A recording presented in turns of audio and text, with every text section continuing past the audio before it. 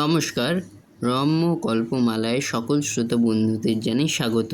আপনাদের সাথে আমি রম্য মাইতি। আজ শোনাতে চলেছি সাহিত্যিক তপতী দেবীর লেখা গোপাল ভাঁড়ের মজাদার গল্প শাশুড়ি আর জামাই। অঙ্কনে শুভ্রাংশু মিত্র, গল্প পাঠে আমি রম্য মাইতি। আজকের গল্প শাশুড়ি আর জামাই। একদিন গোপালের বউ গোপালকে বলল, অনেক দিন হয়ে গেল মেয়ের বিয়ে হয়েছে, এখনও জামাইকে আনবার নাম করছো না। নতুন জামাইকে গিয়ে না আনলে সে কি আসবে ভেবেছ? তুমি কি জামাইকে নিয়ে এসো। গোপাল বিরক্ত হয়ে বলল, যা দিনকাল পড়েছে তাতে বাড়িতে জামাই আনে কি সহজ কথা? অনেক খরচ।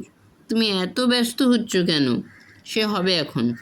কিন্তু গোপালের বউ কিছুতেই শুনবে না, জামাই আনতে হবে। তাই গোপালের বউয়ের মুখ ঝামটা খাওয়ার হাত থেকে বাঁচার জন্য গোপাল চলল জামাই আনতে। পথে যেতে যেতে একটা ফন্দি আঁটল গোপাল, এমন জব্দ করব বউকে যে আর কোনো দিন জামাইকে আনার কথা সেই মুখে উচ্চারণ করবে না, আর জামাই বাছা ধনও এই মুখও হবে না। জামাইকে সঙ্গে করে গোপাল যথাসময় বাড়ি নিয়ে এসেছে। বউ খুব খুশি। বেশ কয়েকদিন কেটে যাওয়ার পরও জামাই কিন্তু ফিরে যাওয়ার নামটা করছে না।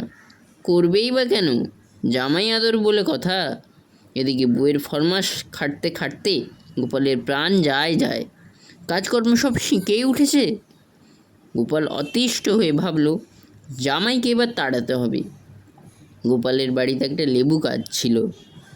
একদিন গোপাল জামাইকে বলল, দেখো বাবাজি, আমি সবসময় বাড়িতে থাকি না, আর এই সুযোগে চোর রোজ লেবু চুরি করে নিয়ে যায়।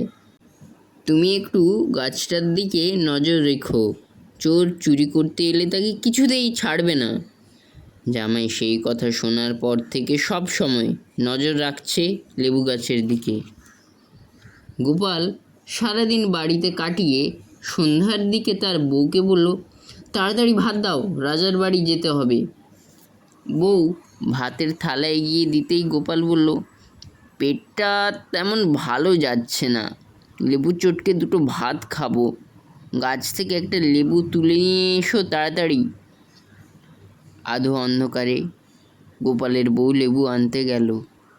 এদিকে শ্বশুরের কথা মতো জামাই চোর ধরবার জন্য ঘাপটি মেরে বসেছিল লেবু গাছের কাছে। চোর ধরে শ্বশুরের গাছ থেকে বাহবা নিতেই হবে। জামাই বাবাজি দেখলো, তাই তো, শ্বশুরমশাই তো ঠিক কথাই বলেছেন, ওই তো চোর আসছে লেবু গাছের দিকে।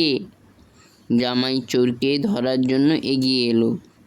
যেই না লেবুতে হাত দিয়েছে, অমনি এক লাফে চোরের সামনে এসে জামাই চোরকে সমস্ত শক্তি দিয়ে জাপটে ধরে।